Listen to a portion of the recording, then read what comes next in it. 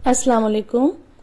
मैंने पिछली video upload करी थी उम्रे की पैकिंग के लिहाज से कि उम्रे पर जाने के लिए लेडीज को किन किन चीज़ों की ज़रूरत पड़ती है, और उसमें मैंने अपना एक्सपीरियंस भी शेयर करा था और वो सारी बातें मैंने शेयर करी थी जिससे कि आप लोग उस हिसाब से पैकिंग करेंगे तो आपको बहुत ज़्यादा सहूलत रहेगी। तो उस पर आप लोगों ने उस वीडियो को बहुत ज़्यादा पसंद करा है, बहुत सराहा है और काफ़ी रिक्वेस्ट आई है। बहुत से लोगों ने मुझसे कहा है कि उम्रा किस तरह से किया जाता है, मतलब पूरा तरीका क्या है उम्रा करने का, उस पर मैं वीडियो बनाऊं। उसमें क्या क्या दुआ करनी चाहिए और क्या क्या चीज़ें करनी चाहिए, तो उस लिहाज से आज मैं वीडियो बना रही हूँ। बिल्कुल भी कोई मुश्किल नहीं है, बहुत ही आसान तरीका है। इसको बिल्कुल भी कॉम्प्लिकेटेड ना बनाएं। बहुत आसान से 6 स्टेप्स होते हैं जिनको मैं आपके साथ बिल्कुल क्लोज करूंगी, उसको अच्छे से डिस्क्राइब करूंगी जिससे आपके माइंड में कोई भी कंफ्यूजन ना रहे। तो इस वीडियो को आप गौर से देखें, और जो लोग उम्रा करने जा रहे हैं, आपके दोस्त हैं, आपके रिलेटिव्स हैं, उनके साथ इस वीडियो को जरूर शेयर करें, क्योंकि अल्लाह पाक ने ये हमें मौका दिया है। हर इंसान उम्रा या हज पर जाता है तो उसको कितनी लगन होती है, किस तरह से वो पैसे इकट्ठे करता है, किस तरह से अल्लाह ताला उसको वो मौका देता है। अक्सर क्या होता है कि लोगों के पास पैसा भी होता है, हेल्थ भी होती है, तब भी हज या उम्रे की अल्लाह ताला नहीं मौका देता। लेकिन आपको जब ये मौका दिया है तो आप कोई भी ऐसी चीज ना करें कि छोटी सी गलती की वजह से आपका ये अरकान अधूरा रह जाए, या कोई ऐसी चीज हो जाए कि बजाय आपको सवाब मिलने के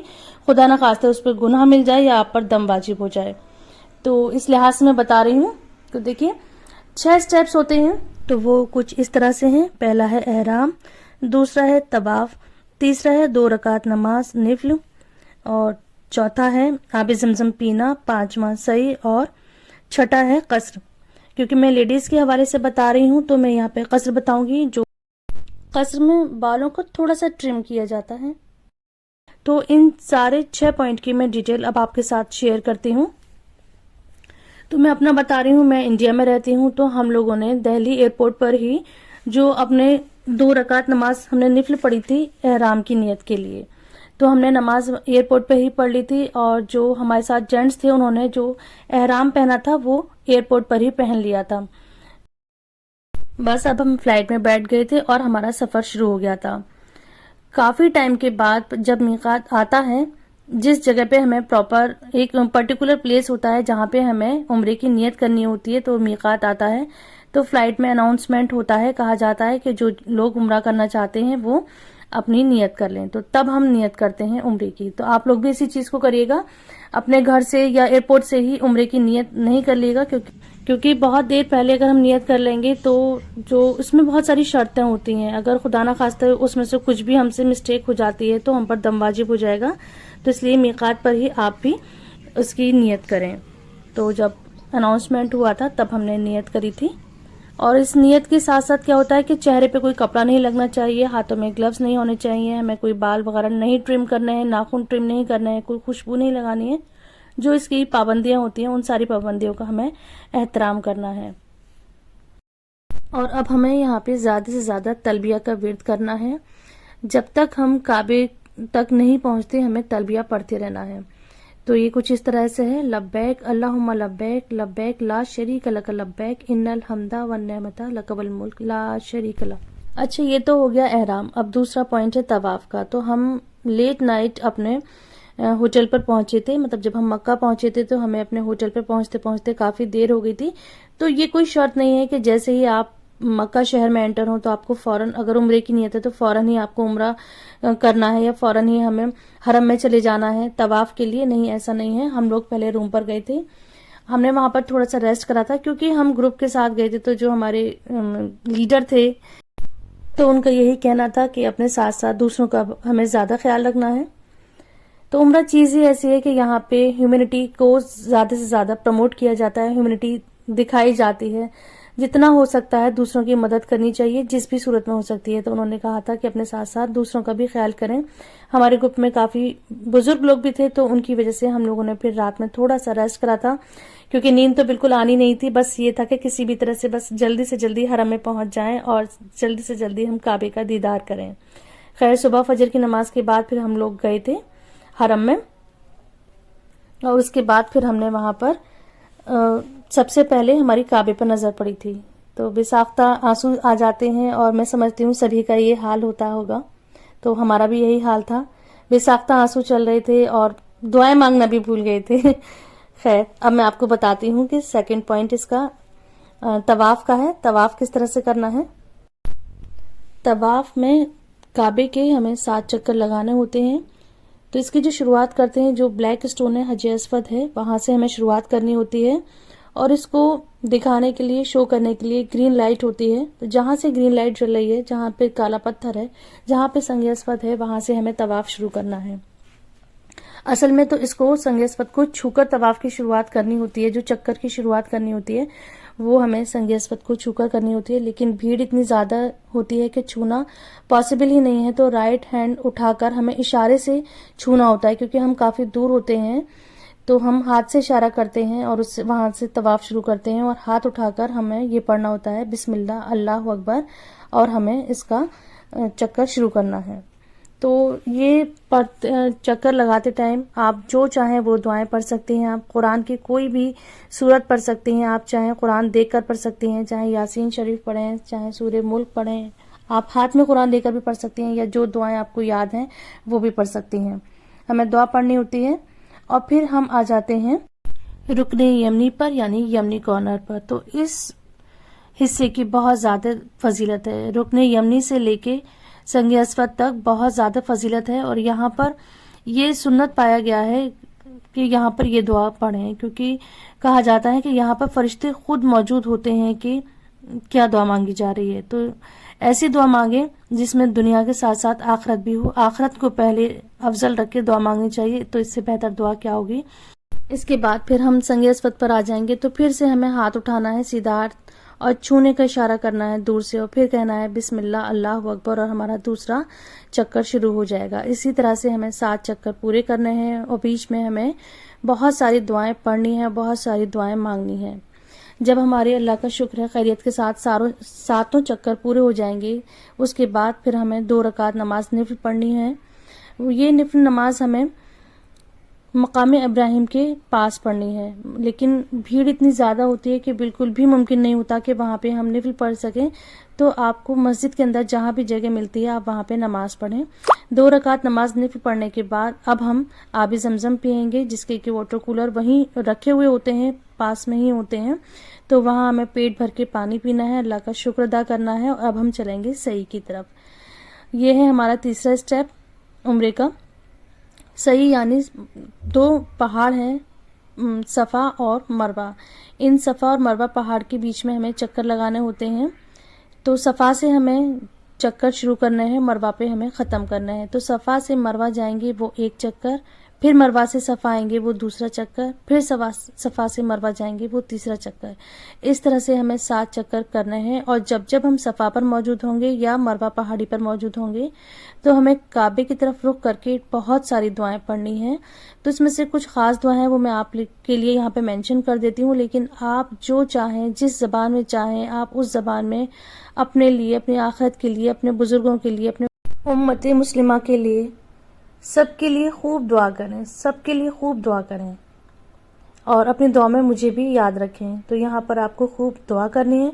अब मैं आपको बता देती हूँ कि आप सफा और मरवा पहाड़ी पर आपको कौन सी दुआ पढ़नी है। आपको दोनों पहाड़ी पर क़िबले रुख होकर, यानी काबे की तरफ मुंह करके ये दुआ पढ़नी है।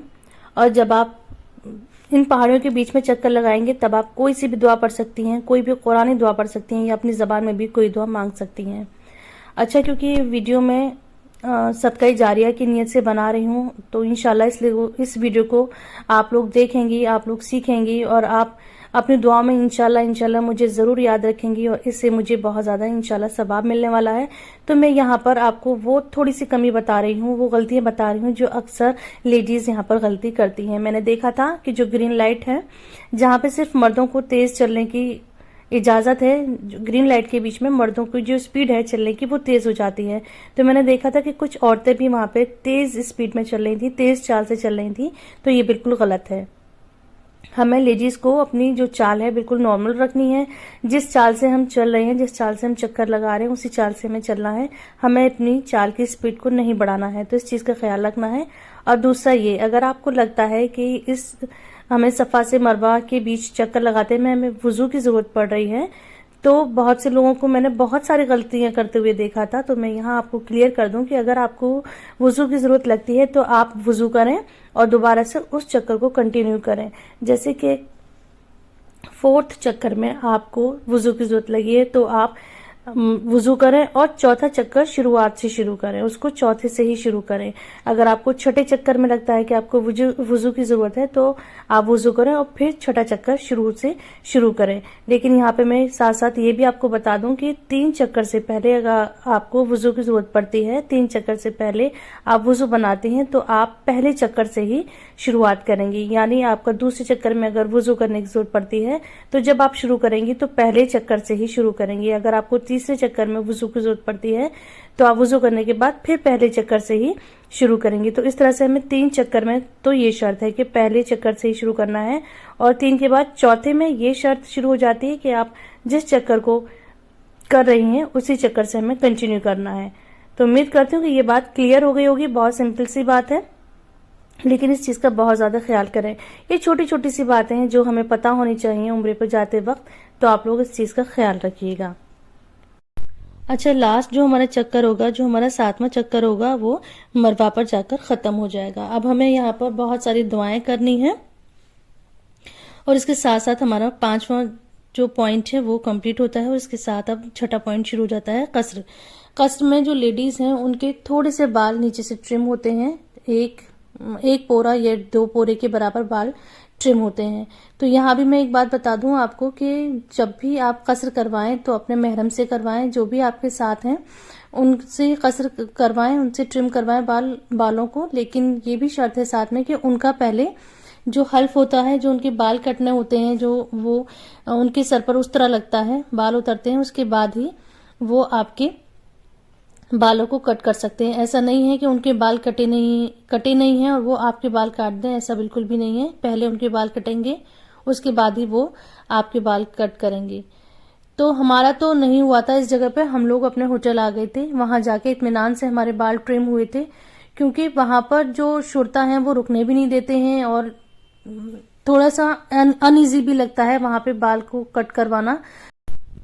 तो हम अपने रूम पर आ गए थे, वहां पे फिर हमने अपने बालों को कट करवाया था। तो सारी चोटी के बाल इकट्ठे करके नीचे से 1 से 2 पोरे तक बालों को कट करना होता है। तो ये कस्र कहलाता है। तो ये लेडीज के होता है और जो जेंट्स होते हैं उनके तो पूरे बाल उतरते हैं, उनकी अलग शर्तें होती हैं। तो इस तरह से लेडीज का जो उम्रा है वो कंप्लीट होता है। मैं उम्मीद करती हूँ कि ये जो मैंने आपको पॉइंट बताए हैं आपको आराम से समझ में आ गए होंगे। मैंने इनको पूरी अच्छी तरह से आप लोगों के साथ एक्सप्लेन करा होगा और अब आपको कोई भी कंफ्यूजन नहीं होगा। अगर इसके बाद भी आपको अगर कोई कंफ्यूजन है, कोई बात समझ में नहीं आती है तो मुझसे पूछ सकती हैं, मैं उसका कमेंट में जवाब दे दूंगी फौरन। और आपसे मेरी ये रिक्वेस्ट है कि आप जब भी उम्रे पर जाएं या हज पर जाएं तो अपनी दुआ में मुझे, मेरे वालिदैन को, मेरी फैमिली को जरूर याद रखें। मेरी दुनिया के साथ साथ अल्लाह ताला मेरी आखिरत भी बना दे, यही मैं दुआ की उम्मीद करती हूँ। और मेरे लिए दुआ करें कि अल्लाह ताला जल्द से जल्द दोबारा मुझे हज और उम्रे पर बुलाना नसीब फरमाए। साथ ही मैं कुछ तस्बीहात भी बता देती हूँ जो आप तवाफ के दौरान, सही के दौरान या जब आप हरम में बैठेंगे, मस्जिद में बैठेंगे तो ये तस्बीह का विर्द रखें। आप दुरूद इब्राहिम की तस्बीह पढ़ सकती हैं, आप इस्तग़फ़ार की तस्बीह पढ़ सकती हैं और आप या सलामों की तस्बीह पढ़ सकती हैं और अल्लाह ताला की हम्द व सना की तस्बीह पढ़ सकती हैं। सुबहानल्लाह व बिहम्दिही सुबहानल्लाहिल अज़ीम, इसकी तस्बीह पढ़ सकती हैं। तो जो आपको दुआएं आती हैं, जो भी तस्बीहात आती हैं, उनको पढ़िए, खूब दुआ करिए, सबके लिए खूब बहुत सारी दुआ करिए। तो बस ये था तरीका उम्रा का। तो मैं उम्मीद करती हूँ कि ये तरीका आपको समझ में आया होगा और इससे आपकी मदद हुई होगी। अगर आपको इसमें ज़रा भी मदद होती है तो मुझे अपनी दुआ में याद रखिएगा। मिलते हैं नेक्स्ट वीडियो में। अपना बहुत सारा ख्याल रखिए, दुआ में मुझे याद रखिए। अल्लाह हाफिज़।